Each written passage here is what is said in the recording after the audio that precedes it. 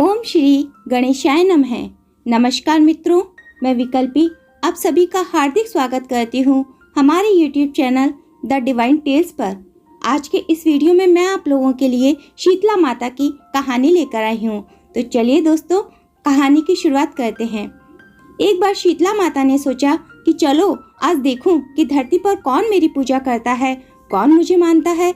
यही सोचकर शीतला माता धरती पर राजस्थान के डूंगरी गांव में आई और देखा कि इस गांव में तो मेरा मंदिर ही नहीं है और ना ही कोई मेरी यहाँ पूजा करता है।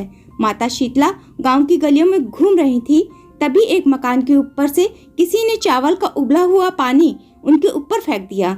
वह उबलता पानी शीतला माता के ऊपर गिरा, जिससे शीतला माता के शरीर में फफोले पड़ गए। शीतला माता के पूरे शरीर में जलन होने लगी। शीतला माता गांव में इधर उधर भाग के चिल्लाने लगी, अरे मैं जल गई, मेरा शरीर तप रहा है, जल रहा है, कोई तो मेरी सहायता करो। लेकिन उस गांव में किसी ने शीतला माता की सहायता नहीं की। वहीं उस गांव में अपने घर के बाहर एक कुम्हारन महिला बैठी थी। उस कुम्हारन ने देखा कि अरे यह बूढ़ी माई तो बहुत ही अधिक जल गई है, इसके पूरे शरीर में तपन हो रही है, इससे इसके पूरे शरीर में फफोले भी पड़ गए हैं और यह बूढ़ी माई उस तपन को सहन भी नहीं कर पा रही। तब उस कुम्हारन ने कहा कि हे बूढ़ी माई, तू यहाँ आकर बैठ जा, मैं तेरे शरीर के ऊपर ठंडा पानी डालती हूँ। कुम्हारन ने उस बूढ़ी माई पर खूब सारा ठंडा पानी डाला और बोली, हे माँ, मेरे घर में रात की बनी हुई राबड़ी रखी है, थोड़ा दही भी है, तू दही राबड़ी खा ले। जब बूढ़ी माई ने ठंडे ज्वार के आटे की राबड़ी और दही खाया तो उसके शरीर को ठंडक मिली।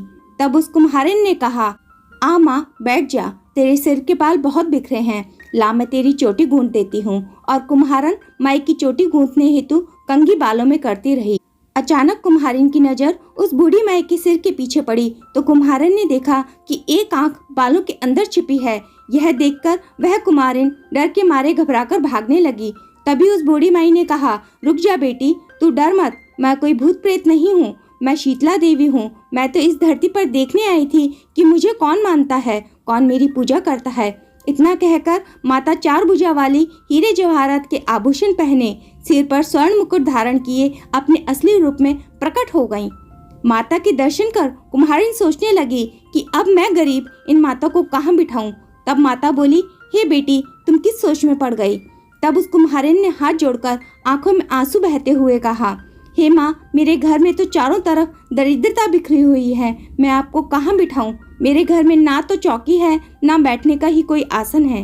तब शीतला माता प्रसन्न होकर उस कुम्हारिन के घर पर खड़े हुए गधे पर बैठकर एक हाथ में झाड़ू, दूसरे में डलिया लेकर उस कुम्हारिन के घर की दरिद्रता को झाड़कर डलिया में भरकर ले जाकर उन्होंने उसे फेंक दिया और उस कुम्हारिन से कहा, हे बेटी, मैं तेरी सच्ची भक्ति से प्रसन्न हूँ, अब तुझे जो भी चाहिए मुझसे वरदान मांग ले।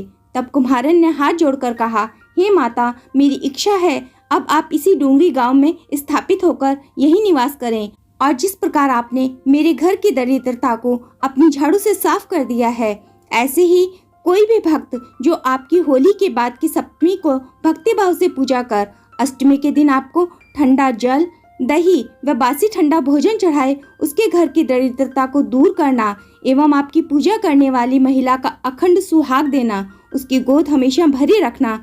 साथ ही जो पुरुष शीतला सप्तमी को नाई के यहाँ बाल ना कटवाए, धोबी को कपड़े धुलने को ना दे और पुरुष भी आप पर ठंडा जल चढ़ाकर, नारियल फूल चढ़ाकर परिवार सहित ठंडा बासी भोजन करे, उसके काम धंधे व्यापार में कभी दरिद्रता ना आने पाए।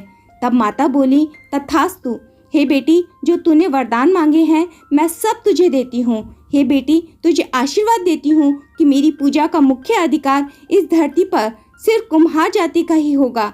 तभी उसी दिन से डूंगरी गांव में शीतला माता स्थापित हो गईं और उस गांव का नाम हो गया शील की डूंगरी। शील की डूंगरी भारत का एकमात्र मुख्य मंदिर है। शीतला सप्तमी के दिन यहाँ बहुत विशाल मेला लगता है। बोलो शीतला माता की जय, बोलो गणेश जी महाराज की जय।